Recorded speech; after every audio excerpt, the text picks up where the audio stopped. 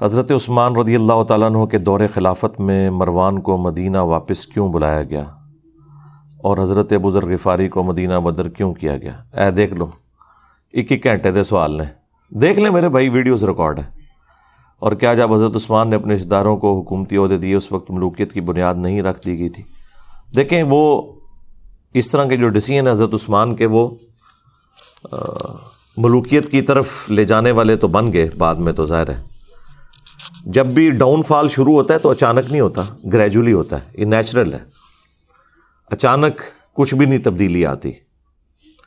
اس کو سپورٹیو وہ حدیث ہے نا ابو داؤد اور ترمذی کے اندر کہ نبی صلی اللہ علیہ وآلہ وسلم نے خواب دیکھا تھا اور اس خواب کے بعد آپ بہت پریشان ہو گئے تھے۔ خواب آپ نے یہ دیکھا کہ آسمان سے ایک ترازو اتری ہے، یہ میں نے اپنے کربلا والے ریسرچ پیپر میں بھی خواب ڈالا ہوا ہے، اور اس ترازو میں سیدنا ابو بکر اور حضرت عمر کو تولا گیا۔ پہلے نبی الاسلام اور حضرت ابو بکر تھے، نبی الاسلام کا پلڑا بھاری تھا، پھر سیدنا ابو بکر اور سیدنا عمر کو تولا گیا، حضرت ابو بکر کا پلڑا بھاری تھا، اس کے بعد پھر سیدنا عمر اور عثمان کو تولا گیا تو حضرت عمر کا پلڑا بھاری تھا، پھر وہ ترازو اوپر اٹھا لی گئی۔ تو اس حدیث میں یعنی موجود ہے کہ نبی الاسلام اس خواب سے پریشان ہوئے، اور ساتھ حدیث کے اندر یہ درج ہے کہ نبی الاسلام کو یہ اشارہ دیا گیا تھا کہ آپ کے بعد خلافت بتدریج ملوکیت میں بدل جائے گی۔ یعنی حضرت عثمان غنی رضی اللہ تعالیٰ عنہ کے مبارک دور سے پہلے معاملات بڑے صحیح چلیں گے۔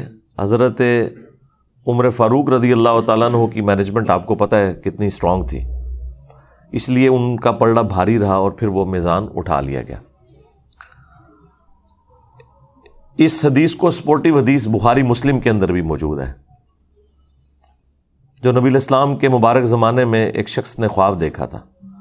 اب یہ خواب کوئی بزرگوں والے بیان نہیں ہو رہے، ہم تو خوابوں کے خلاف ہیں کہ خوابوں سے تو نہیں کوئی دین ثابت ہوتا، لیکن پیغمبر کا خواب وحی الہی ہوتا ہے، وہ اسی طریقے سے ہے جیسے اللہ اسے بتا رہا ہے، اس میں شیطان کی کوئی دخل نہیں ہے۔ بخاری مسلم میں حدیث ہے نا کہ خواب نبوت کا 46واں حصہ ہے، تو انبیاء کے جو خواب ہیں وہ ڈیفینیٹ ہوتے ہیں، وحی الہی۔ سورہ الصافات میں آیا کہ حضرت ابراہیم علیہ السلام نے خواب میں دیکھا تھا کہ میں اپنے بیٹے کی قربانی کر رہا ہوں، تو اسی پہ انہوں نے پھر حضرت اسماعیل کو آمادہ کیا۔ یعنی خواب کے اوپر ایک بندے کو قتل کرنا، اس کے اوپر آمادہ ہو جانا، یہ صرف اسی صورت میں ہے کہ جب وہ وحی الہی ہو، ورنہ تو کوئی انسان دوسرے انسان کو ناحق قتل نہیں کر سکتا بغیر کسی وجہ کے۔ 2 ہی استثناء آئی ہیں، فساد فی الارض یا قتل کے بدلے قتل۔ اسی لیے آپ دیکھیں جو حضرت موسیٰ اور خضر کا واقعہ آیا ہے سورۃ الکہف کے اندر، اس میں بھی جب وہ بچے کو قتل کر دیتے ہیں، حضرت موسیٰ علیہ السلام اس پر اعتراض کرتے ہیں کہ تم نے نفس کے بغیر ایک دوسرے نفس کو قتل کر دیا۔ تو وہ تو خیر مسئلہ تقدیر کا ایشو تھا، وہ اللہ تعالیٰ نے فرشتوں کے ذریعے موت لینی ہوتی ہے، چاہے حضرت اسرائیل علیہ السلام آئیں یا ان کے بہاف کے اوپر حضرت خضر وہ ڈیوٹی پوری کریں۔ اس سے کسی انسان کا دوسرے انسان کو قتل کرنا ثابت نہیں ہوتا۔ تو انبیاء کرام کے جو خواب ہیں وہ وحی الہی ہوتے ہیں۔ انبیاء کے بعد بخاری مسلم میں آیا کہ میری وفات کے بعد اب نبوت کی خبروں میں صرف مبشرات باقی ہیں۔ پوچھا گیا مبشرات کیا ہیں، تو آپ علیہ السلام نے فرمایا کہ خواب۔ پھر بخاری مسلم میں ہی آیا ہے کہ خواب کی 3 اقسام ہیں، یا تو اللہ کی طرف سے ہوگا یا وہ شیطان کی طرف سے، اور ساتھ ایک تابعی کا قول ابن سیرین کا نقل کیا ہے امام بخاری امام مسلم نے، انہوں نے اسی کی چھوٹی کیٹیگری بتائی کہ یا وہ نفس کی طرف سے ہوگا پھر خواب، یعنی جو انسان سوچتا ہے بعض اوقات وہی چیز خواب کی شکل میں اسے نظر آ جاتی ہے۔ اور ایٹیچیوڈ یہ ہے کہ جب اچھا خواب دیکھیں اللہ کا شکر ادا کریں، اور اگر کوئی برا خواب دیکھتے ہیں تو آپ بائیں طرف 3 دفعہ تھوک دیں، اور اس کا ذکر بھی کسی کے ساتھ نہ کریں، برا خواب اگر کسی کو آتا ہے تو۔ اب یہاں پر اللہ کے محبوب صلی اللہ علیہ وآلہ وسلم کا خواب میں نے بیان کیا، ابو داؤد سے، ترمذی سے، مسند احمد میں بھی یہ خواب موجود ہے۔ ایک اور خواب جو رسول اللہ کے مبارک زمانے میں آیا، وہ حدیث بخاری اور مسلم دونوں میں ہے، وہ میں نے کربلا والے ریسرچ پیپر میں ڈالی ہوئی ہے۔ اس حدیث میں یہ آتا ہے کہ ایک شخص نے خواب دیکھا کہ آسمان سے گھی اور شہد ٹپک رہا ہے اور ایک سائبان بادل نے سایہ کیے ہوئے ہیں اور ایک رسی بھی لٹک رہی ہے۔ تھوڑی دیر بعد نبی صلی اللہ علیہ وآلہ وسلم وہ مبارک رسی پکڑتے ہیں اور اوپر چڑھ جاتے ہیں آسمان پہ، اور وہ جو شہد اور گھی ٹپک رہے ہیں نا، لوگ اپنے اپنے برتن کے مطابق اس میں سے بھر کے اپنے گھروں کو بھی لے کے جا رہے ہیں۔ یہ خواب بخاری میں بھی ہے اور مسلم کے اندر بھی۔ پھر ایک اور شخص اس رسی کو پکڑتا ہے اور وہ بھی آسمان پہ چڑھ جاتا ہے، اور پھر ایک تیسرا شخص اس رسی کو پکڑتا ہے اور آسمان پہ چڑھ جاتا ہے۔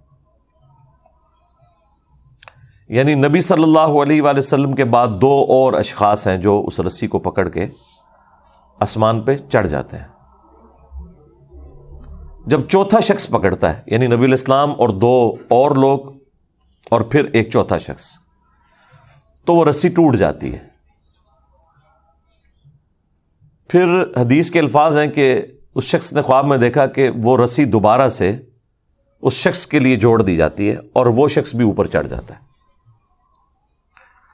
جب یہ خواب سنانے والا نبی علیہ السلام کی بارگاہ میں حاضر ہوا تعبیر پوچھنے کے لیے، تو آپ کی تو مبارک عادت تھی کہ آپ فجر کے بعد خوابوں کی تعبیر ارشاد فرمایا کرتے تھے۔ اب یہ وہ سنت ہے جس پہ آج کوئی عمل نہیں کر سکتا، نہ کوئی اس کے اوپر کوئی تماشا کھڑا کر سکتا ہے۔ ظاہر ہے کہ خواب چونکہ نبوت کی خبروں سے ہیں، تو نبی علیہ السلام کے مبارک زمانے میں تو وحی کا سلسلہ رکا نہیں تھا، تو اللہ کے نبی کو وحی کی تائید حاصل تھی، آپ خواب کی تعبیر بیان فرما سکتے تھے۔ آج کوئی بھی کرے گا تو وہ اسیسمنٹ ہوگی، غلط بھی ہو سکتی ہے، صحیح بھی ہو سکتی ہے، جب تک کہ وہ خواب کوئی شکل اختیار نہ کر لے اور ایگزیکٹلی ویسا ہو نہ جائے۔ باقی تو ساروں کی اسیسمنٹ ہے، صحیح بھی غلط بھی، وثوق سے نہیں کوئی کہہ سکتا۔ ہم سے بھی لوگ یہاں اکیڈمی میں رابطہ کرتے ہیں، جی یہ خواب آیا، جی تعبیر بتائیں۔ ہم انہیں کہتے ہیں بھائی تعبیر بتانے والا چلا گیا دنیا سے، اس کی قبر مدینے میں صلی اللہ علیہ وآلہ وسلم۔ اس کے بعد جتنے بھی واقعات ہیں وہ تو آپ دیکھیں، اتنے بڑے بڑے تعبیر بتانے والے لوگ مصر کے اندر موجود تھے، لیکن جب اس مصر کے بادشاہ کو خواب آیا تو تعبیر تو حضرت یوسف علیہ السلام نے ہی بتائی ہے نا، اور اس میں قرآن میں واضح ہے کہ اللہ تعالیٰ نے انہیں یہ علم سکھایا تھا۔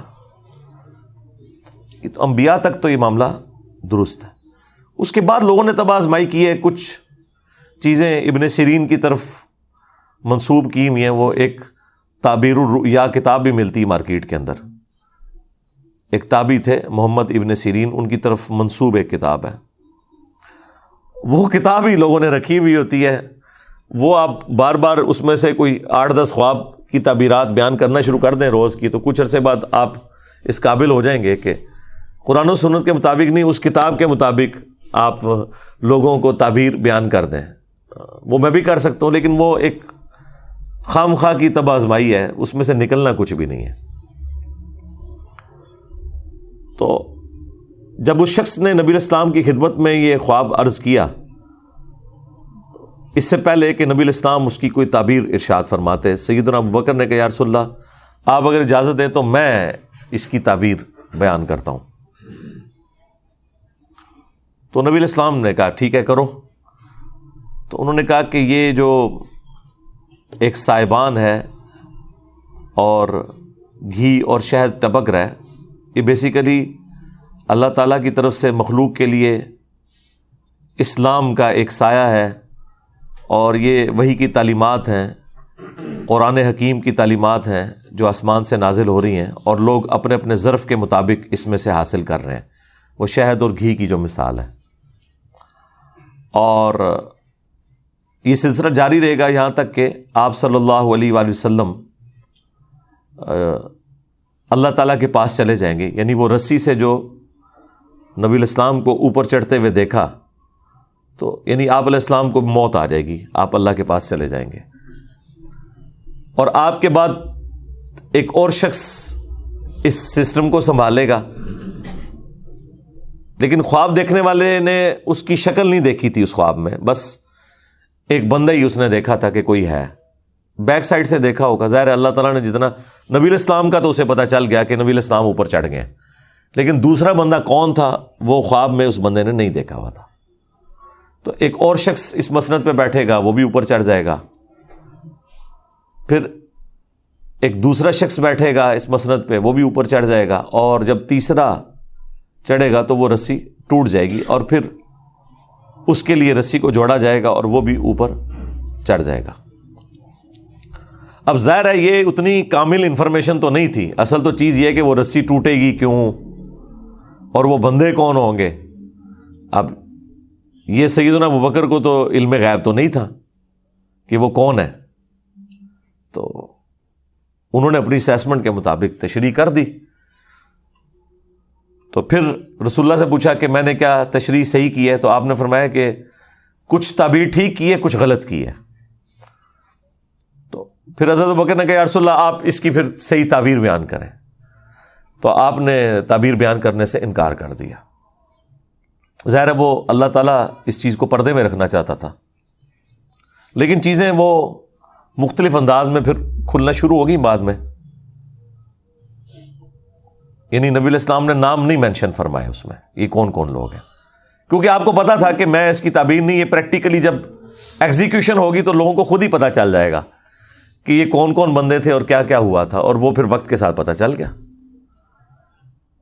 جتنا حضور نے بتانا تھا وہ تو بتا دیا.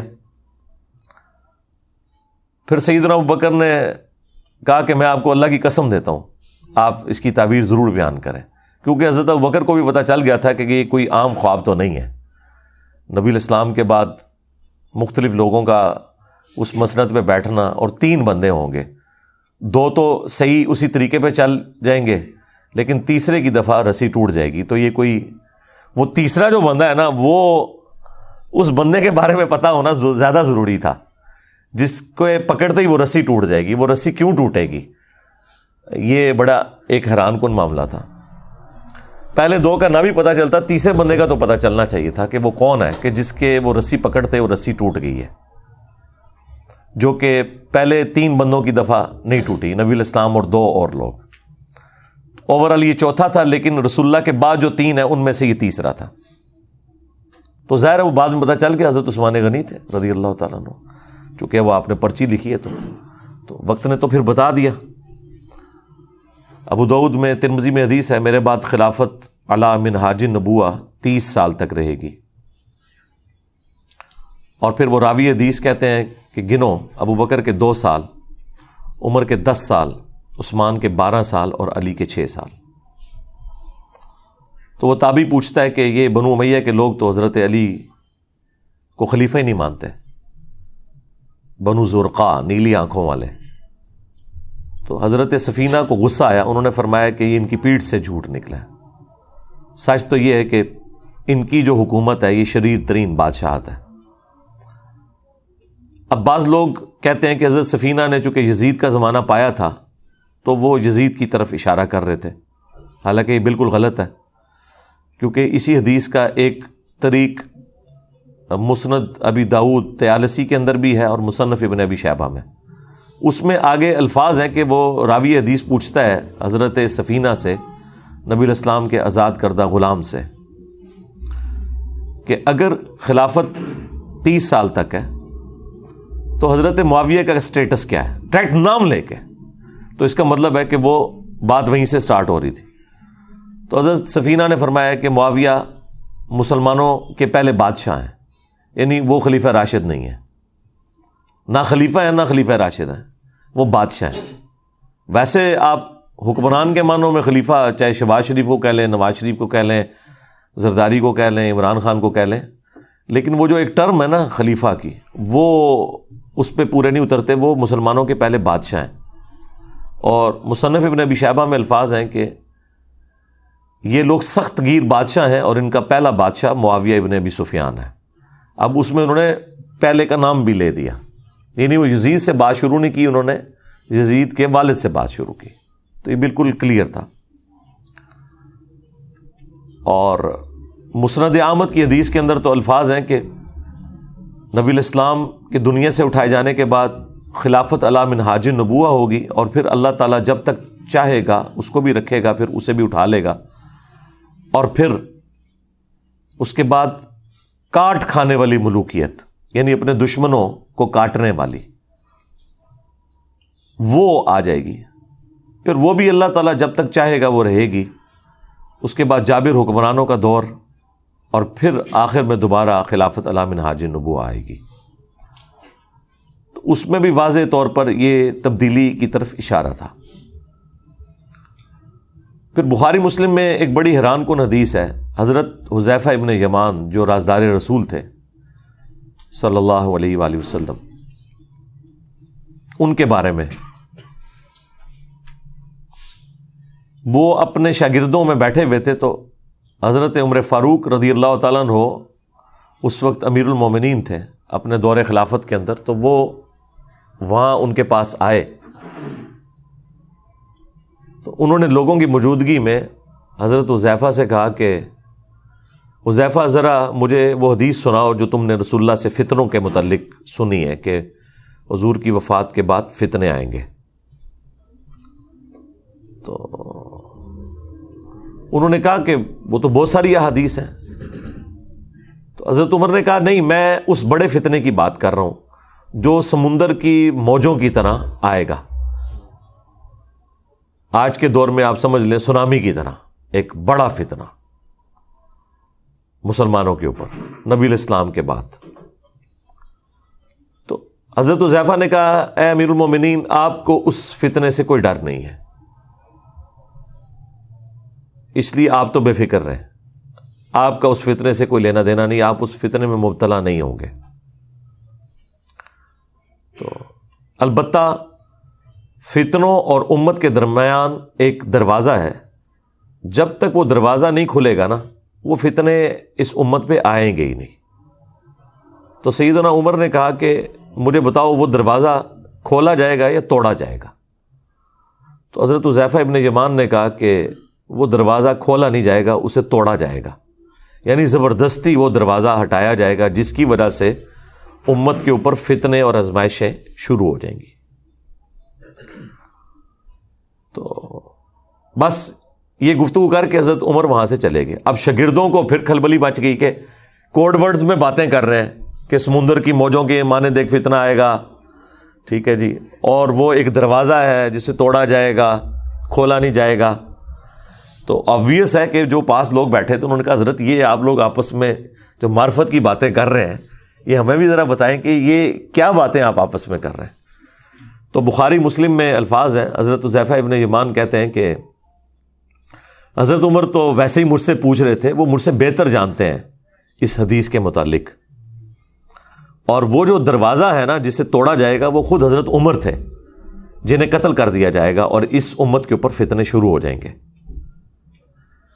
تو یہ حدیث بخاری مسلم کی بالکل واضح ثبوت ہے کہ اس امت پہ جو فتنے ہیں ان کا آغاز سیدنا عمر کی شہادت سے ہوا. یعنی حضرت عمر کے مبارک دور تک مینجمنٹ اتنی اسٹرانگ تھی کہ کہیں سے فتنہ داخل نہیں ہو سکا، اور حضرت عمر کی شہادت کے بعد امت میں فتنے شروع ہو گئے. اس لیے وہ مولانا اسحاق صاحب صحیح فرمایا کرتے تھے رحمہ اللہ تعالی کہ حضرت ابو بکر اور عمر کی جو خلافتیں ہیں یہ خلافت محفوظہ ہے، یعنی اسپیشل پروٹیکشن ہے اللہ تعالیٰ کی طرف سے. اور حضرت عثمان اور حضرت علی کی جو خلافتیں ہیں یہ خلافت مفتونہ ہے، یعنی فتنوں کا دور ہے. یعنی خلیفہ برے نہیں تھے، لیکن بہرحال زمانے میں ایسا تغیر لوگوں کے اعتبار سے آ گیا کہ وہ خلافت مفتونہ بن گئی، فتنوں کا دور بن گیا. اب آپ دیکھیں کتنا بڑا ظلم ہے. جو لوگ بھی اس ٹاپک کے اوپر بولتے ہیں نا، چونکہ انہوں نے بنو امیہ کا دفاع کرنا ہوتا ہے تو آپ دیکھیں گے یہ جتنے بنو امیہ کی چاکری کرنے والے لوگ ہیں، خواہ وہ مکاری سے کر رہے ہوں جس طرح علماء دیوبند ہیں، علماء وہابیہ ہیں اہل حدیث، یا علماء بریلویہ، چاہے اپنے بھول پان میں کر رہے ہوں جس طرح کے ڈاکٹر اسرار صاحب، یہ دونوں بنو امیہ پہ پردہ ڈالنے کے لیے ہمیشہ کہتے ہیں کہ مسلمانوں پہ فتنوں کا آغاز حضرت عثمان کی شہادت تھی، تاکہ وہ کربلا کا رخ کسی اور طرف موڑ دیں۔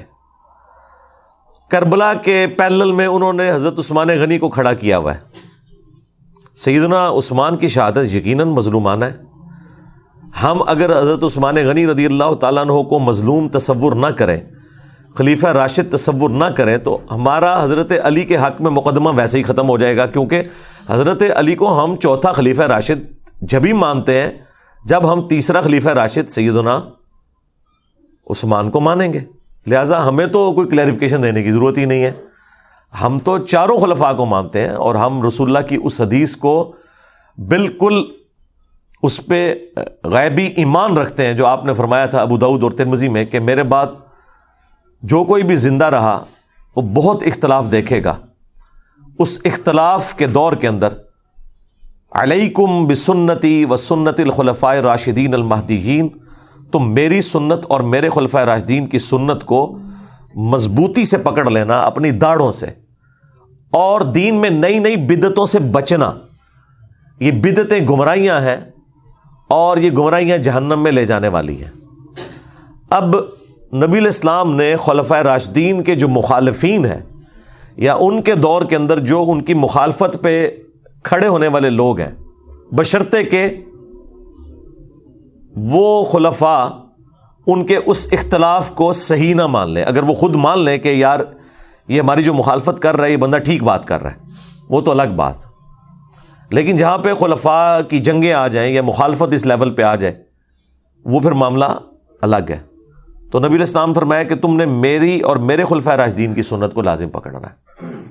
اس لیے دیکھیں کہ ہم حضرت ابوبکر صدیق رضی اللہ تعالیٰ عنہ کے مقابلے پر منکرین زکوٰۃ کو، مرتدین کو نہیں درست سمجھتے، سیدنا عمر کے مقابلے پر رومنز اور پرشینز کو نہیں درست سمجھتے، سیدنا عثمان کے مقابلے پر بلوائیوں کو، جن میں سے اکثر صحابہ ہی تھے، ان کی اس ایکٹیویٹی کو جو انہوں نے حضرت عثمان کو شہید کر دیا۔ اب بیچ میں ظاہر ہے کہ وہ اسپیسیفکلی بندہ کون ہے وہ تو بے نظیر کے قاتلوں کا بھی نہیں پتہ چلا، جبکہ اتنے کیمرے موجود ہیں۔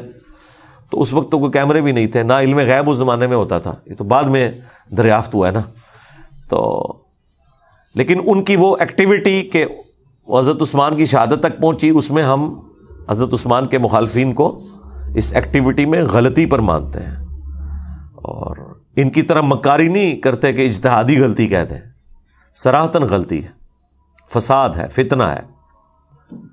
لیکن حضرت عثمان اتنے اپ رائٹ تھے کہ بخاری میں 695 نمبر حدیث ہے، جب ساتھیوں نے پوچھا کہ نماز ہمیں فتنوں کا امام پڑھا رہا ہے اور ہمارے امام آپ ہیں، آپ محصور ہو چکے ہیں اپنے گھر میں، اب ہم نماز اس مسجد میں جا کے پڑھیں یا گھر میں ہی پڑھ لیں؟ تو سیدنا عثمان نے کہا کہ نماز ہی تو مسلمانوں میں ایک اجتماعی نیکی کا کام ہے، نیکی کے کاموں میں ساتھ دو، برائی میں ان سے الگ رہو۔ اگر وہ یہودی ہوتے تو حضرت عثمان کیسے کہہ سکتے تھے کہ ان یہودیوں کے پیچھے جا کے نماز پڑھو؟ آج کوئی مسلمان فتویٰ دے گا کہ یہودیوں کے پیچھے نماز ہو جاتی ہے؟ وہ پتہ تھا کہ وہ صلح حدیبیہ کے صحابہ ہیں، ان میں اختلاف رائے بھی درست تھا، مخالفت درست نہیں تھی، اس کا جو ایکسٹریم رزلٹ نکلا وہ درست نہیں تھا۔ بہرحال وہ سارے کا سارا معاملہ تلپٹ ہو گیا۔ اس کے بعد جب سیدنا علی کا دور آتا ہے تو پھر وہی رول چلے گا نا، علیکم بسنتی و سنت الخلفاء الراشدین المہدیین۔ تو وہاں پہ بھی ہمارا یہی عقیدہ ہے کہ حضرت علی کے مخالفین جو اولو العزم اصحاب میں سے تھے، سیدہ عائشہ سلام اللہ علیہا، سیدنا زبیر، سیدنا طلحہ رضی اللہ عنہم اجمعین وعلیہم السلام اجمعین، یعنی یہ واقعی ٹکر کے لوگ ہیں، یہ حضرت علی کے ٹکر کے لوگ ہیں اپنے مرتبے اور اسلام کی کنٹریبیوشن کے پوائنٹ آف ویو سے۔ اس بڑے لیول پہ نہ ہو لیکن ایٹ لیسٹ یعنی سابقون الاولون میں آنے والے لوگ ہیں۔ تو ان کا احترام اپنی جگہ ہے. اور دیکھ لیں اللہ نے اصحاب جبل کو مرنے سے پہلے توبہ کی توفیق بھی دے دی ہے. سیدہ عائشہ بھی، سیدنا طلحہ بھی، زبیر بھی، یہ سب لوگ توبہ کر کے مرے ہیں، میدان جنگ چھوڑ گئے ہیں حضرت طلحہ اور زبیر رضی اللہ عنہما وعلیہم السلام. اور حضرت علی کا بھی ایٹیچیوڈ دیکھیں، جب ان کے ایک فوجی نے آ کے بتایا ابن جرموز نے کہ میں حضرت زبیر کو قتل کر کے وہ ان کا سر کاٹ کے لے آیا، تو حضرت علی نے اس کو اپنے پاس آنے بھی نہیں دیا. اور یہ حضرت علی رضی اللہ تعالیٰ عنہ کی قسمت میں تھا کہ ان کے سامنے کسی صحابی کا سر کاٹ کے نہ لایا جاتا، ادروائز وہ لایا تو تھا. جب ساتھیوں نے بتایا ابن جرموز آیا تو انہوں نے کہا کہ صفیہ کے بیٹے کے قاتل کو جہنم کی بشارت دے دو. میں نے رسول اللہ سے سنا تھا کہ ہر نبی کا کوئی نہ کوئی حواری ہے، اور میرا حواری قریبی ساتھی جس نے حضرت عیسیٰ کے ساتھ 12 تھے، ان میں سے زبیر ابن عوام بھی ایک میرا حواری ہے. تو جاؤ صفیہ کے بیٹے کے قاتل ابن جرموز کو جہنم کی بشارت دے دو. جب وہ اسے خبر دی گئی، وہ خبیث حضرت علی سے بھی ناراض ہو کے خارجی بن گیا. یعنی حضرت علی نے انصاف کا دامن نہیں چھوڑا کہ غصہ نکالتے کہ بھئی زبیر میرے خلاف کیوں کھڑا ہوا ہے تو میں اب ان کی فضیلت چھپا لوں. نہیں، یہ حدیث المستدرک للحاکم میں اور مسند احمد کے اندر موجود ہے. اب مرتبہ یعنی آپ نے نہیں کام ہونے دیا. پھر مصنف ابن ابی شیبہ میں ہے، حاکم کے اندر موجود ہے، فضائل صحابہ احمد بن حنبل کی کتاب میں حضرت طلحہ کا بیٹا ملنے آیا حضرت علی کو، تو حضرت علی نے ان کی دلجوئی کے لیے فرمایا کہ میں اللہ سے امید کرتا ہوں کہ یہ سورۃ الحجر کی جو آیت نمبر 47 ہے کہ اللہ تعالیٰ اہل ایمان کے دلوں سے ایک دوسرے کے خلاف غل اگر کوئی آ گیا، کوئی میل آ گیا، وہ نکال دے گا. ظاہر انسان نہیں کسی کے خلاف میل نکال سکتا، یہ ذہن میں رکھیے گا. انسان کے اندر کوئی ایسا سافٹ ویئر نہیں کہ جو کوئی کسی چیز کو ڈیلیٹ کر دے یا انڈو کر دے، اللہ نکالے گا. اور وہ سورۃ الحجر کے الفاظ ہیں کہ وہ جنت میں آمنے سامنے بیٹھے ہوں گے تختوں پہ. آمنے سامنے انسان اس وقت بیٹھ سکتا ہے جب ایک دوسرے سے نظریں نہ چرائے، یعنی اس لیول تک اللہ تعالیٰ ان کے دلوں کو پاک کر دے گا. تو حضرت طلحہ کے بیٹے سے محمد ابن طلحہ سے سیدنا علی نے فرمایا کہ میں اللہ سے امید کرتا ہوں کہ یہ حدیث میرے طلحہ، زبیر اور عثمان بن عفان کے بارے میں ہوگی کہ اللہ تعالیٰ ہمارے دلوں میں جو ایک دوسرے کے لیے میل آ گیا وہ نکال دے گا. حضرت عثمان کا بھی ذکر اس میں کیا ہے، یعنی وہ بات پیچھے سے سٹارٹ ہوئی تھی. حضرت علی کو تو پتا تھا نا کہ معاملہ کہاں سے گریجولی سٹارٹ ہوا ہے، لیکن بہرحال حضرت علی ٹالریٹ بھی کرتے تھے، سمجھاتے بھی تھے. بخاری میں حدیث ہے، محمد ابن حنفیہ کہتے ہیں کہ ان کے سامنے کسی نے حضرت علی کے بارے میں کوئی نازیبا الفاظ بولے کہ بھئی، اب وہ الفاظ امام بخاری نے نقل نہیں کیے. امام بخاری کی ایک شرافت ہے، وہ چند ایک الفاظ سکپ کر دیتے ہیں، لیکن ظاہر ہے ذہین لوگ تو پہچان لیتے ہیں کہ کوئی بات ایسی ضرور ہوئی ہے کیونکہ اگلے الفاظ اس کو سپورٹ کر دیتے ہیں. ہاں، ابن حنفیہ، محمد ابن حنفیہ جو حضرت علی کے بیٹے تھے حنفیہ نامی عورت سے، ان کے الفاظ امام بخاری نے نقل کیے اور حدیث سٹارٹ وہاں سے کیے ہیں کہ محمد بن حنفیہ کہتے ہیں کہ میرے باپ نے اگر کبھی مخالفت کرنی ہوتی نا عثمان کی تو اس دن کرتا. تو اس سے پہلے بھی تو کوئی واقعہ ہوا ہوگا نا جس کو وہ کہہ رہے تھے، وہ پھکی دے رہے تھے نا کسی کو، تو ظاہر ہے وہ اسی بات میں پھکی دے رہے ہوں گے کہ بھئی تیرا ابا جڑا نا وہ حضرت عثمان میں مخالفین ہی شامل سی. اس کے علاوہ تو اور کوئی جملہ نہیں ہو سکتا. جبھی وہ اپنے باپ کی صفائی پیش کر رہے ہیں کہ اگر میرا باپ عثمان کے مخالف ہوتا تو سب سے زیادہ حق تھا اس دن مخالف ہوتا. اب یہ الفاظ بخاری میں، اور پھر وہ آگے محمد حنفیہ وہ بتاتے ہیں کہ جب حضرت عثمان کے گورنروں کی شکایت حضرت علی کو کی گئی کہ یہ مال غنیمت میں بیت المال میں خرد برد کرتے ہیں، تو حضرت علی رضی اللہ تعالیٰ عنہ نے رسول اللہ کی لکھی ہوئی ایک تحریر مجھے دی اور کہا کہ بیٹا یہ جا کے عثمان کو دو اور کہو کہ اپنے گورنروں کو یہ رسول اللہ کی لکھی ہوئی تحریر بھیجیں کہ وہ بیت المال میں جو تقسیم ہے وہ اس کے مطابق کریں. یہ حدیث بخاری میں ہے, یہ کوئی کہانی شریف نہیں ہے ناسبیوں کی لکھی ہوئی, یہ بخاری شریف ہے. کم از کم 2 طرق تو آئے ہیں اس کے بخاری میں. میں نے کربلا ریسرچ پیپر میں یہ حدیث بھی ڈالی ہوئی ہے حضرت عثمان کی شہادت کے اسباب میں. آپ محمد حنفیہ وہ تحریر لے کے پہنچتے ہیں اور کہتے ہیں یہ رسول اللہ کی تحریر ہے. اب سیدنا عثمان پتہ نہیں کس موڈ میں بیٹھے ہوئے تھے, انہوں نے کہا کہ ہمیں اس تحریر کی حاجت نہیں ہے, اسے لے جاؤ. اب آج کوئی ہمیں بتائے کہ یہ حضور کی لکھوائی ہوئی تحریر ہے, آپ نے اس کے مطابق چلنا ہے, ہم تو اسے چوم کے آنکھوں سے لگائیں گے. لیکن اس طرح کا ایٹیچیوڈ اس کے بعد انسان کو غصہ ہی آئے گا نا. اس لیے مومن انفیہ کہہ رہے تھے کہ وہ دن تھا کہ میرا باپ عثمان کے خلاف کھڑا ہوتا کہ اس نے رسول اللہ کی تحریر کو اس طرح واپس کیا. اچھا اب سنیوں کو پتا ہے یہ سیدھی سیدھی حدیث جو ہے وہ ایک چارج شیٹ بن جائے گی, تو انہوں نے بریکٹ میں پتا کیا لکھا ہے, حضرت عثمان کے پاس کی فوٹو کاپی موجود تھی اس لیے انہوں نے کہا کہ آپ لے جائیں, میرے پاس پہلے ہی موجود ہے.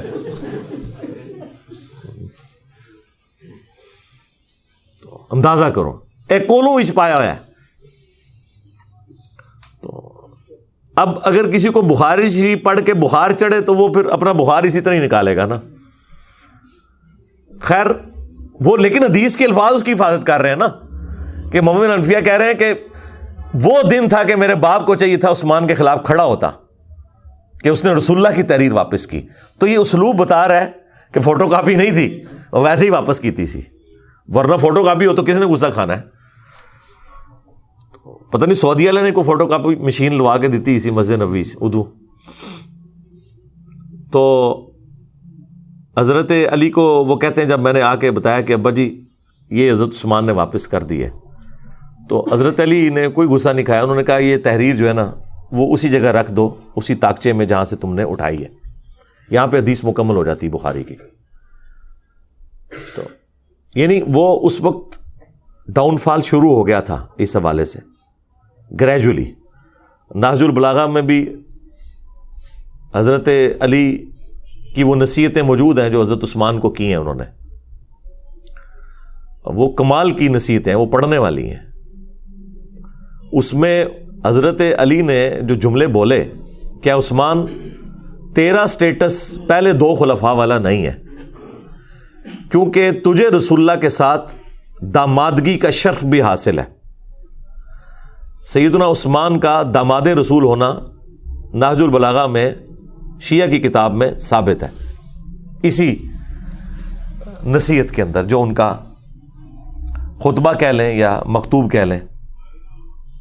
تو حضرت علی حضرت عثمان کو سمجھاتے ہوئے یہ کہہ رہے ہیں کہ پہلے 2 خلفاء سے زیادہ تمہاری ذمہ داری ہے, کیونکہ تم رسول اللہ کے داماد بھی ہو. داماد تو بیٹوں کی جگہ ہوتا ہے. تو یہ جو تمہاری شکایتیں تمہارے گورنروں کی آتی ہیں تمہارے پاس, ان کے طرف توجہ دے کے ان ایشوز کو ریزالو کرو. وہ کرتے بھی تھے, بخاری مسلم دونوں میں آیا کہ وہ ایک بھائی تھا ان کا عقبہ ابن ابی معیط کا بیٹا ولید بن عقبہ, اس نے شراب پی کے فجر کی 4 فرض پڑھا دیے.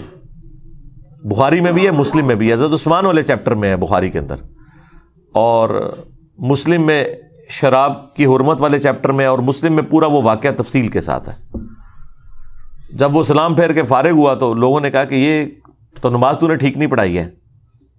تو اس نے کہا اگر کم پڑھا دی ہے تو میں اور پڑھا دینا, حالانکہ پہلے ہی انہیں 2 فالتو پڑھائی ہیں سب. پھر لوگوں کو شک پڑا تو جناب وہ تو دور تھا بڑا مبارک, ادھر کوئی سوچ سکتا ہے نمازی جناب جو تھے وہ آگے آ کے اس کے پاس بیٹھ کے اس کا منہ سونگھنا شروع کر دیا. ادھر کوئی گورنر کے قریبی کو لگ سکتا ہے, لیکن ظاہر ہے کہ اس وقت گورنر کو ایک سمجھا جاتا تھا کہ وہ سرونٹ ہے عوام کا. یہ تو آج حکمرانی کا کانسیپٹ ہے نا, ادھر تو خلیفۃ المسلمین بھی اکاؤنٹیبل ہوتا تھا عوام کو, تو گورنر تو شاہی کوئی نہیں. تو جب وہ سونگا تو شراب کی بدبو آ رہی تھی, لوگوں نے پتہ چل گیا جناب کہ یہ تو شراب پی ہے. انہوں نے جناب اسے پکڑ کے گورنر کو اتار کے ابو موسیٰ اشعری کو گورنر لگا دیا اور کہا کہ واپس جا مدینہ، حضرت عثمان کو خط بھجوا دیا کہ یہ اپنا تحفہ واپس قبول کریں جو آپ نے ہم پہ مسلط کیا تھا. تو اور یہاں سے مینجمنٹ کمزور ہوگی کہ خلیفہ وقت کے ہوتے ہوئے عوام ڈیسیژن کر رہی ہے کہ وہ خلیفہ سے پوچھے بغیر اس کا گورنر ہٹا رہی ہے، خود ہی عدالت لگا کے، اور اس کی جگہ ایک نیا گورنر لگا رہی ہے. یعنی یہ اسلام کی تاریخ میں یہ سٹارٹ تھا حضرت عثمان کی خلافت کی کمزوری کا، جو ان کے دور خلافت میں آئی کہ لوگوں نے قانون ہاتھ میں لینا شروع کر دیا. خیر جب وہاں پہنچا تو حضرت عثمان نے کہا کہ میں لوگوں کی چیما گوئیاں سن رہا ہوں کہ یہ اب اپنے بھائی کو سزا نہیں دے گا، تو میں تو اسے نہیں چھوڑوں گا. دربار لگایا گیا، حضرت علی چیف جسٹس تھے. حضرت علی کو حضرت عثمان نے کہا لگائیں اس کو کوڑے جتنے بنتے ہیں اس کے. تو حضرت علی نے حسن ابن علی سے کہا کہ بیٹا اٹھو اور 40 کوڑے لگاؤ اسے. تو حضرت حسن نے کہا کہ جو ان کی میٹھی کھاتا ہے وہی کڑوی چکھے، یعنی حضرت عثمان کی طرف اشارہ کیا کہ عثمان اس کا بینیفیشری ہے اس حوالے سے کہ انہوں نے اپنے ریلیٹیوز کو گورنری کے عہدے پہ لگایا ہوا ہے. باقی ظاہر ہے ان سے کوئی کھاتے پیتے تو نہیں تھے، لیکن ظاہر ہے ایک رشتہ داری تو وہ نبھا رہے تھے. تو اب کڑوی بھی یہی چکھے، کیونکہ اس زمانے میں قبائلی تعصب بہت زیادہ تھا. بنو امیہ بنو ہاشم کی لڑائیاں تو رسول اللہ کی بعثت سے پہلے سے تھیں، ان کا آپس کا جیلسی فیکٹر. تو اس کی طرف ان کا اشارہ تھا کہ میں یہ کام نہیں کروں گا. تو حضرت علی نے اس کا کوئی برا نہیں مانا. حضرت حسن وہاں سے چلے گئے، باپ کی بات نہیں مانی، آپ اندازہ کریں. اور یعنی اس سے آپ اندازہ کریں گے اس زمانے میں کتنا ان گورنروں کے بارے میں نفرت پائی جاتی تھی. تو مسلم شریف کے الفاظ ہیں، پھر حضرت علی نے اپنے دوسرے بیٹے عبداللہ ابن جعفر، جو بھتیجا بھی لگتا تھا اور بیٹا بھی، بیٹا اس لیے کہ اس کی والدہ کے ساتھ حضرت جعفر کی وفات کے بعد حضرت ابو بکر نے شادی کی تھی، اس سے محمد بن ابی بکر پیدا ہوئے تھے، اور وہ بھی حضرت علی کے زیر کفالت تھے. یہ 2 بیٹے تھے بڑے لاڈلے، محمد بن ابی بکر اور عبداللہ بن جعفر، جو والدہ کی طرف سے تھے. اور عبداللہ بن جعفر کو تو اپنی بیٹی زینب بھی دے دی حضرت علی نے، وہ داماد بھی بنے بعد میں. تو کہا عبداللہ اٹھ اور لگا کوڑے. جب 40 ہوئے تو انہوں نے کہا بس 40 ٹھیک ہیں. رسول اللہ 40 لگواتے تھے، حضرت ابو بکر بھی 40، حضرت عمر نے 80 کر دیے تھے، کیونکہ اس زمانے میں لوگ زیادہ شراب پینا شروع ہو گئے تھے. ظاہر ہے جب آپ کی وظیفے لگ جائیں، دنیا کے مال کی ریل پیل ہو جائے. بخاری مسلم میں موجود ہے کہ حضرت عمر کے زمانے میں شراب پینا زیادہ ہو گئی تھی ایز کمپیئر ٹو حضرت ابو بکر کے دور کے. کوئی مال آ گیا تھا، کام کرنے کو کوئی نہیں، تو پھر یہی کچھ ہی ہوگا نا. تو حضرت عمر نے اس کی سزا تعزیراً حضرت علی کے مشورے سے بڑھا کے 80 کوڑے کر دی. وہ قرآن سے ڈیڈکٹ کی تھی کہ جو کسی عورت کے اوپر تہمت لگائے اس کی سزا 80 کوڑے ہے سورہ نور میں. تو حضرت علی نے کہا کہ جو بندہ شراب پیتا ہے وہ پھر ہر بندے پہ تہمت ہی لگاتا ہے، اسے پتہ تو ہوتا ہی نہیں وہ کیا کر رہا ہے. تو 80 کوڑوں کی سزا مقرر کی گئی. یہاں پہ بھی حضرت علی نے 80 کوڑے لگوا سکتے تھے حضرت عمر کی سنت پہ عمل کرتے ہوئے، لیکن کہا بس 40 بہت ہے، ٹھیک ہے، معافی کر دی. بالوں نے کہا نہیں 40 ہی ٹھیک ہے، مجھے دونوں پسند ہیں. اس سے آپ کو ذرا تھوڑا اس چیز کا اندازہ ہو جائے گا اس زمانے کے اندر جو معاملات چل رہے تھے. تو بیسیکلی یہ سارا کام بنو امیہ کے گورنروں کی وجہ سے بگڑا، جس کی وجہ سے حضرت عثمان بھی پھر شہید ہو گئے. تو اس لیے امت کا پہلا فتنہ جو ہے وہ حضرت عمر کی شہادت ہے، اور امت کا آخری بڑا فتنہ حضرت حسین کی شہادت ہے.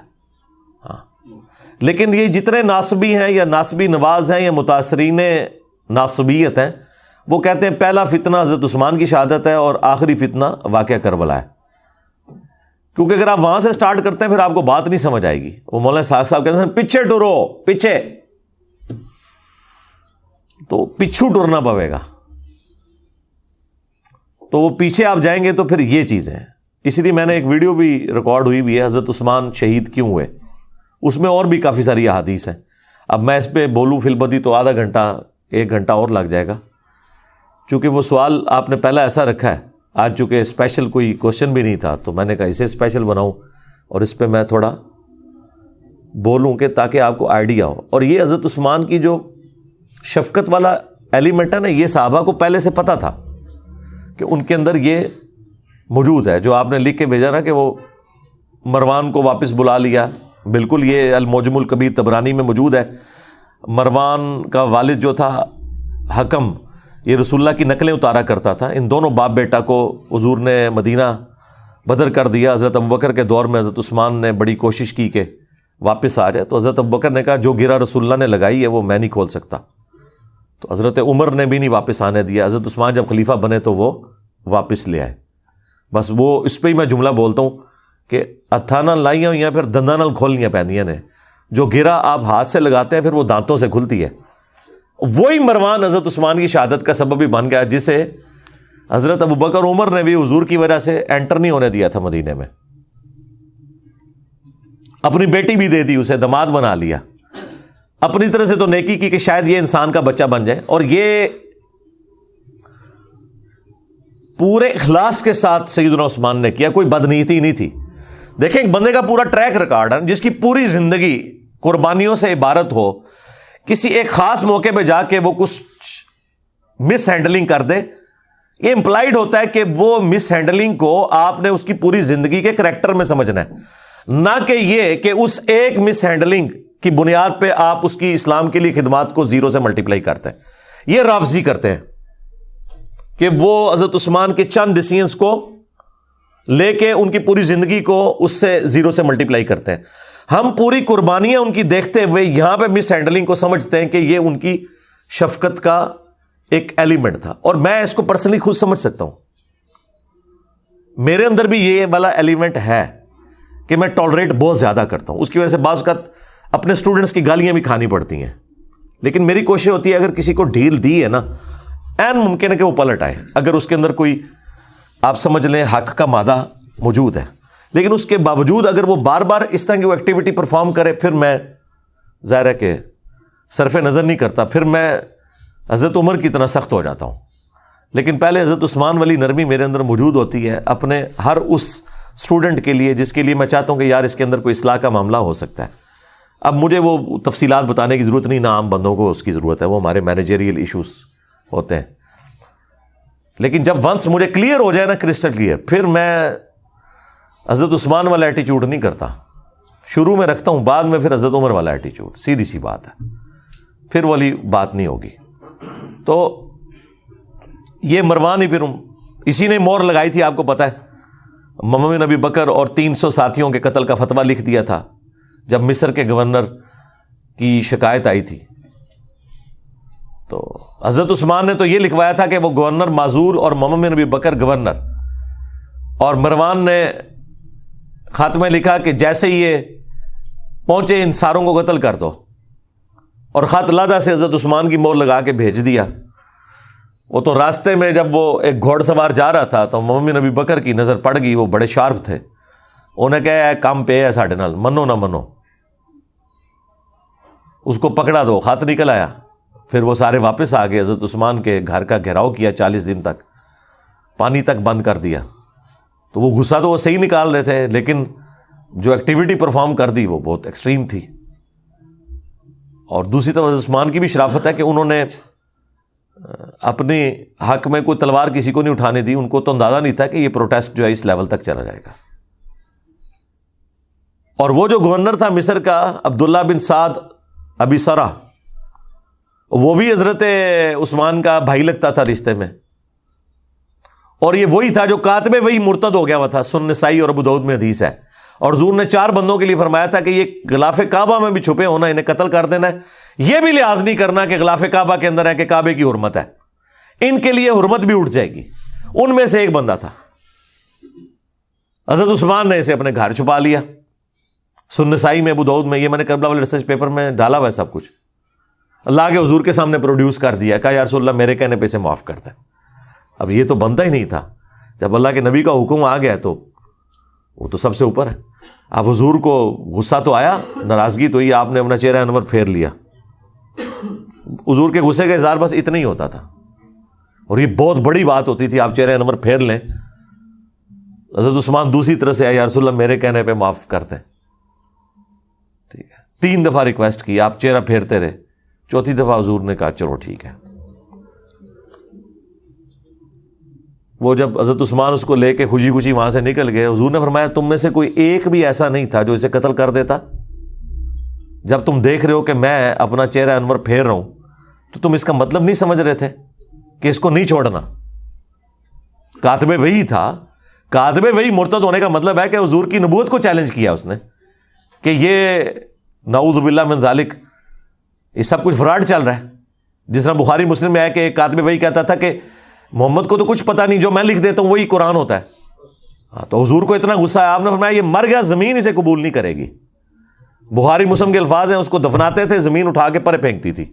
یہ معجزہ لوگوں نے دیکھا، اور لوگوں میں مشہور ہوا کہ شاید یہ رات کے وقت حضور کے ساتھی اسے نکال کے باہر پھینک دیتے ہیں.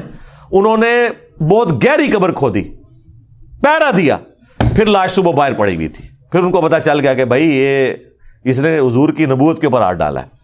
یہ ہونا ضروری تھا کیونکہ قرآن کے اوپر ہی تو سارا ایک معاملہ چل رہا تھا. اگر قرآن ہی ڈاؤٹ فل ہوتا ہے تو پھر نبی علیہ السلام کی نبوت تو سٹیک پہ لگ جانی تھی. وہ بھی کاتب وحی تھا اور اس نے سورہ آل عمران، سورہ بقرہ حضور سے پڑھی ہوئی تھی. یہ لوگ کاتب وحی کو فضیلت کے طور پہ پیش کر رہے ہوتے ہیں. دو کا تو میں نے آپ کو حال بتا دیا ہے. ایک مرتد ہو کے مرا اور لاش اس کی باہر نکل آئی، اور دوسرے کو حضور نے کہا یہ غلاف کعبہ میں چھپا اسے قتل کر دینا، عبداللہ بن سعد ابی سرا. تو حضور نے فرمایا کہ جب تم دیکھ رہے ہو کہ میں چہرہ اقدس پھیر رہا ہوں تو اسے مار کیوں نہیں دیا تم نے؟ تو صحابہ نے کہا یا رسول اللہ آپ ایک دفعہ ہمیں آنکھ سے یوں کر کے اشارہ کر دیتے نا تو ہم اسے نہ چھوڑتے. آپ نے فرمایا نبی کے لیے شایع نہیں کہ وہ آنکھ سے اشارہ کرے. نبی کے اخلاق اتنے بلند درجے کے ہیں کہ وہ اس طرح کا معاملہ نہیں کر سکتا کہ وہ آنکھوں سے اشارے کرے. ٹھیک ہے، یعنی بڑے کلین سلیٹ لوگ ہوتے ہیں انبیاء. ان کے اندر مکاری، چلاکی، ہوشیاری، عقل مندی ہوتی ہے، لیکن یہ والی حرکتیں نہیں ہوتی ہیں کیونکہ ان کے سٹیٹس کا تقاضا ہے. بس وہی پھر آپ دیکھ لیں اسی کی وجہ سے پھر وہ پورا معاملہ تلپٹ ہو گیا. لیکن بہرحال جب حضرت معاویہ رضی اللہ تعالیٰ عنہ خلیفہ بنے یا بادشاہ بنے، اس وقت بھی عبداللہ بن سعد ابی سرا یہ زندہ تھا، لیکن یہ حضرت معاویہ کے ساتھ پھر نہیں ہوا. اللہ نے اس کی کوئی نیکی قبول کر لی، آخری زندگی اس کی بڑی اچھی گزری ہے. یہ اس کو پوری گیم سمجھ آ گئی تھی کہ یہ سارے کا سارا جال جو بنا گیا ہے نا یہ بنو امیہ نے حکومت کے لیے کیا ہے. تو یہ پھر گمنامی میں پھر مرا ہے، یہ سب کچھ چھوڑ کے چلا گیا تھا. تو باقی ہم تو رضی اللہ تعالیٰ عنہ ہی کہتے ہیں، ظاہر نبی الاسلام کی رسپیکٹ کی وجہ سے. تو اسی لیے مولانا مودودی رحمہ اللہ نے خلافت و ملوکیت میں یہ ساری چیزیں بڑی تفصیل کے ساتھ ڈسکس کی ہیں، اور ہم نے وہ مقدمہ احادیث سے ثابت کیا. یہ سب کچھ احادیث کے اندر لکھا ہے. ابھی نئی خلافت و ملوکیت پرنٹ ہو کے آئی ہے، اس میں تخریج بھی ہوئی ہے. جہاں احادیث کے حوالے تھے وہ بھی انہوں نے لگائے ہیں. جہاں اہل سنت کی جو بڑی بڑی صحابہ پہ کتابیں ہیں نا، الاستیاب ابن عبد البر کی، ابن اثیر کی اسود الغابہ، اس کی شرح ابن حجر کی الاصابہ، وہ سارے ریفرنسز لگائے ہیں. تاریخ طبری کے، ابن کثیر کے، بخاری مسلم، ابو داؤد ترمذی نسائی ابن ماجہ میں جو چیزیں موجود تھیں وہ پوری نئی پرنٹ ہو کے آ گئی ہے، بڑی اچھی. تو بڑی تفصیل کے ساتھ مولانا مودودی نے سٹیپ وائز ان سارے ایشوز کو اس میں نقل کیا کہ کس طریقے سے یہ ڈاؤن فال چلتا گیا. اور اس کا ذکر اگلی الہامی کتابوں میں موجود تھا. اسی پہ میں کنکلوڈ کرتا ہوں، پھر بقیہ سوالات لیتے ہیں. ابو داؤد میں ایک حدیث ہے کہ حضرت عمر نے اپنے دور خلافت کے اندر ایک پادری کے پاس بھیجا اپنے خادم کو اور کہا کہ اس سے پوچھو کہ تمہاری کتابوں کے اندر میرے بارے میں کیا لکھا ہوا ہے. تو اس پادری کو جب بلا کے لائے وہ، تو حضرت عمر نے جب پوچھا تو انہوں نے کہا کہ ایک آہنی دیوار ہیں آپ، لوہے کی طرح. وہی جو بخاری مسلم میں الفاظ ہیں کہ میری امت اور فتنوں کے درمیان دروازہ عمر ہے، جب تک یہ دروازہ ہے نا فتنے نہیں شروع ہوں گے. تو یعنی وہ جیسا یہ کہتے ہیں نا بزرگان سامنے ہے سب کچھ، تو وہ حضرت عمر وہ بزرگ تھے جنہوں نے روحانی طور پہ نہیں اپنی مینیجریل سکلز کی وجہ سے فتنوں کو دبایا ہوا تھا. ٹالرنس تو زیرو تھی نا جناب, بالکل. تو آپ نے فرمایا میرے بعد جو خلیفہ بنے گا اس کے بارے میں تمہاری کتابوں میں کیا ہے؟ تو اس پادری نے کہا کہ بڑا نیک خلیفہ ہوگا سوائے ایک چیز کے, کہ وہ اپنے رشتہ داروں کو نوازے گا, یعنی یہ اس کے اندر ایک کمزوری ہوگی.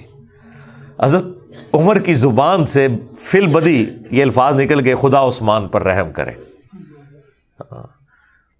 ہمارے عثمان بھائی بھی جب کوئی اس طرح کی حرکت کرے تو میں کہتا ہوں خدا عثمان پہ رحم کرے. ان کو سمجھ آ جاتی ہے کہ میں کیا کہہ رہا ہوں.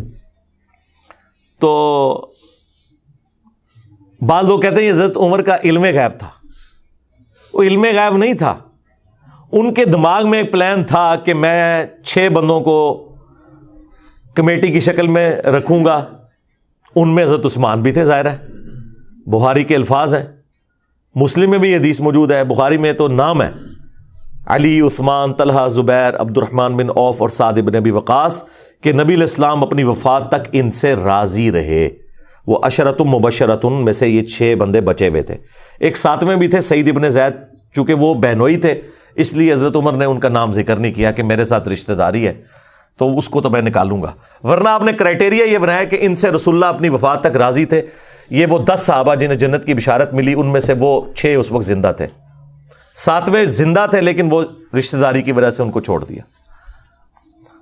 اور مسلم میں تو الفاظ ہیں کہ حضرت عمر نے خواب دیکھا تھا, ایک مرغے نے انہیں خواب میں ٹھونگ ماری ہے آخری حج کے موقع پہ. انہوں نے کہا مجھے لگتا ہے کہ اب میں نہیں بچوں گا. تو پھر انہوں نے خطبہ دیا, انہوں نے کہا کہ اگر میں اچانک مار دیا جاؤں نا تو تم نے 6 بندوں کے سوا کسی کو خلیفہ نہیں چننا. مسلم میں وہ 6 بندوں کے نام نہیں تھے, بخاری میں وہ 6 آ گئے. یعنی وہ شروع سے حضرت عمر کے دماغ میں پلان تھا. بخاری میں تو ہے کہ زخم لگا اور جب ڈاکٹر نے کہا آپ نہیں بچیں گے تب 6 بندوں کے نام لیے. لیکن مسلم میں تو آپ بالکل ٹھیک تھے, حج کے موقع پہ بھی آپ نے جب خواب دیکھا تو اس وقت بھی کہا کہ 6 بندے, اور صحابہ کو پتا تھا وہ کن 6 بندوں کا کہہ رہے ہیں. تو وہ حضرت عمر کے پلان میں تھے 6 بندے. تو اس پورے پلان میں دیکھیں اگر ایک پادری آ کے کہتا ہے تو انہیں پتا تھا ان 6 میں سے کون سا ایسا بندہ ہے کہ جس کے اندر یہ کمزوری ہے, اور پیچھے ٹریک ریکارڈ ہے کہ اس نے عبداللہ بن سعد ابی سرا کو بھی لا کے معافی دلوائی حضور سے, اور دوسرا مروان بن حکم اور اس کے والد کے لیے بھی سفارشیں کرتے رہے پوری زندگی, حضور سے بھی, حضرت ابو بکر سے بھی, عمر سے بھی. پوری نہیں ہوئی لیکن کرتے تو رہے نا. اس کی وجہ سے وہ ٹریک ریکارڈ تھا. تو اس کی وجہ سے انہوں نے کہا یہ کوئی علم غیب نہیں تھا, اسیسمنٹ تھی. پھر کہا اس کے بعد جو خلیفہ ہوگا, تو ان کا اس کے بعد جو خلیفہ ہوگا نا وہ تو لوہے کا میل ہے. تو حضرت عمر کو بڑا غصہ آیا, انہوں نے کہا بدبودار, یہ کیا کہہ رہا ہے تو؟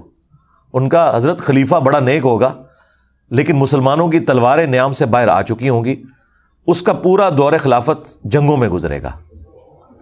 اور وہ دیکھ لیں حضرت علی کا دور خلافت, جنگ جمل, صفین, نیروان, یہ اگلی کتابوں میں بھی چیزیں موجود تھیں, اور بھی کافی ساری چیزیں, لیکن وہ پھر سینسر میں کر دیتا ہوں. بس اتنی بتاتا ہوں کہ جس سے آپ کو اوورال ایک سینیریو کلیئر ہو جائے.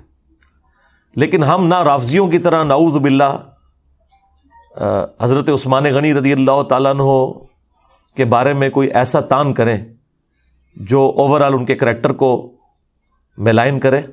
انسانی کمزوری ہے, کسی کے اندر بھی ہو سکتی ہے, ہر انسان کے اندر کوئی نہ کوئی کمزوری موجود ہوتی ہے, لیکن وہ 0 سے ملٹیپلائی نہیں ہوتا. اور نہ ہم ناسویوں کی طرح ہیں کہ ہم حضرت عثمان کے پیچھے بنو امیہ کو چھپائیں. حضرت عثمان یا عمر بن عبد العزیز یہ بنو امیہ میں ویسے ہی ہیں جیسے آل فرعون میں موسیٰ, اس اعتبار سے کہ اس خاندان میں ہوتے ہوئے بھی یہ بڑے اولوالعزم لوگ ہیں جن کی اسلام کے لیے خدمات ہیں, اور ان کی خدمات کی وجہ سے جن باقی لوگوں نے اسلام کو نقصان پہنچایا یا خلافت کو نقصان پہنچایا وہ اس کے پیچھے چھپ نہیں سکتے. یہ 2 ایکسٹریمز ہو جاتی ہیں. باقی میری تفصیلی ویڈیوز موجود ہیں, اور ریٹن میں بھی میں نے کربلا والے ریسرچ پیپر میں 200 احادیث ان تمام ٹاپکس پہ سیدنا عمر کی شہادت سے لے کے کربلا تک وہ جمع کیے ہیں. وہ ہر ایک بھائی کو ریسرچ پیپر اور بقیہ کے 8 ریسرچ پیپر اور 3 اذکار کارڈ، یہ 12 کا پیکیج ہم فری دیتے ہیں لیکچر کے اینڈ کے اوپر. اور پوری دنیا سے لوگ رابطہ کر سکتے ہیں یہاں، لیکن ایڈریس پاکستان کا دینا ہوگا. تو ہم فری بھجواتے ہیں، صرف TCS کا 500 کا خرچہ آتا ہے ہمارا، باقی ہم دیتے فری ہیں. وہ آپ منگوا سکتے ہیں 032159000162. صبح 9 سے شام 5 بجے تک یہ فون کھلا ہوتا ہے، آپ رابطہ کر سکتے ہیں. اس پہ واٹس ایپ بھی بنا ہوا ہے، تو وہ آپ کو ریسرچ پیپرز فری بھجوا دیں گے. تو وہ آپ پڑھیں اور PDF ڈاؤن لوڈ کر لیں ahlsunnatpak.com سے. اور یہ تو ماشاءاللہ ریسرچ پیپر عربی میں بھی ہے، اردو میں بھی، انگلش میں بھی، ہندی میں بھی، بنگلہ زبان کے اندر بھی ہے اللہ کے فضل سے، فارسی کے اندر بھی ہے. تو جس زبان میں کو پڑھنا چاہتا ہے وہ پڑھے. اس میں نے پوری ترتیب کے ساتھ، اور ایک حدیث بھی کوئی ایسی نہیں ہے جسے کسی محدث نے صحیح نہ کہا ہو.